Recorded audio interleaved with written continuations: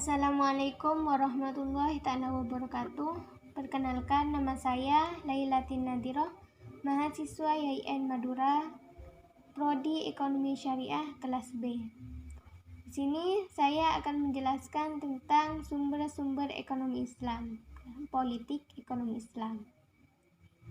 Yang pertama yaitu tentang pertanian, yang mana pertanian adalah bagian yang tidak terpisahkan dari berbagai bidang lainnya seperti industri, perdagangan, jasa, pertanahan, dan lain sebagainya.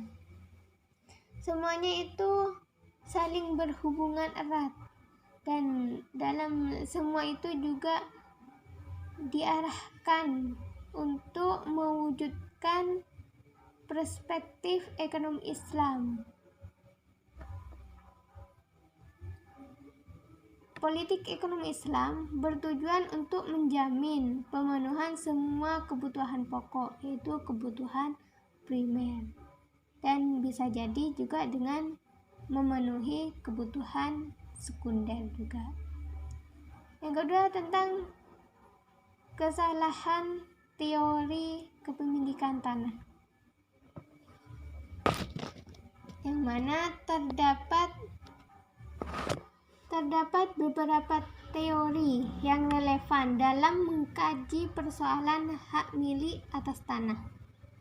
Di antaranya teori kepastian hukum, teori keadilan, dan teori kepemilikan. Berkaitan dengan teori kepemilikan, terdapat pemikiran dari L.B. Curzon yang disitir oleh Sadjipto Raharjo, yaitu terdapat 5 hak kepemilikan tanah. Di antaranya yang pertama hak sempurna dan hak tidak sempurna, dan yang kedua yaitu hak-hak utama dan tambahan, yang ketiga hak publik dan hak perdata, yang keempat hak-hak positif dan negatif, dan yang terakhir yaitu hak milik dan pribadi. Produksi pertanian yang memanfaatkan tanah. Jadi tanah itu sangatlah bermanfaat bagi kita semua. Dan lahan yang tidak dikelola oleh pemilik tanahnya dengan sistem sewa-menyewa merupakan kegiatan ekonomi untuk memanfaatkan tanah yang tidak digarap oleh pemiliknya dengan tujuan memakmurkan bumi serta memenuhi kebutuhan dasar. Jadi kalau ada tanah yang tidak dikelola oleh pemiliknya, itu kalian bisa diberikan atau disuruh kepada saudaranya, kepada orang lain untuk dikelola gitu.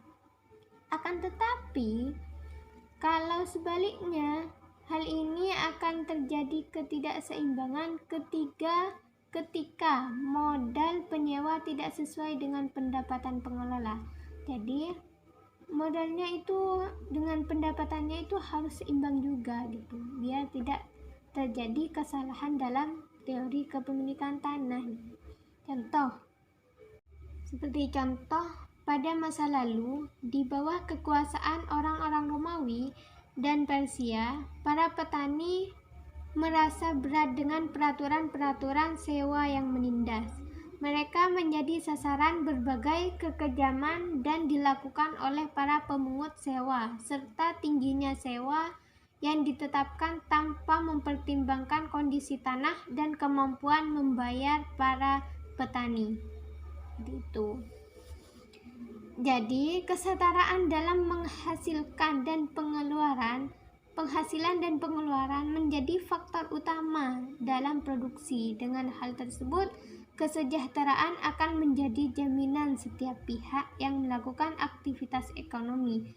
Namun, untuk mewujudkan hal tersebut, perlu adanya pihak ketiga sebagai pengontrol antara pemilik tanah dan pengelola. Jadi, antara pemilik tanah dan pengelola itu harus setara dalam hal pemodalan gitu. Jika tanahnya itu dilihat dari segi tanahnya itu tandus, tidak subur, dan itu harus setara dengan pengelolanya, itu harus menyewa berapa gitu. Dan juga jika pengelola tidak bisa membayar sewa atau bagaimana, itu harus saling setara. Kesetaraan itu harus seimbang gitu. Biar tidak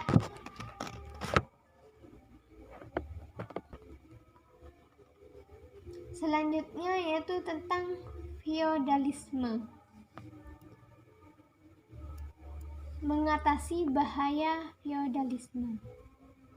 Yang mana feodalisme adalah sistem sosial atau politik yang memberikan kekuasaan yang besar kepada golongan bangsawan. Atau feodalisme itu adalah struktur pendelegasian kekuasaan sosiopolitik. Pelaku utama dari sistem feodalisme adalah golongan bangsawan agar bisa mengendalikan wilayah-wilayah yang bekerja sama dengan mereka.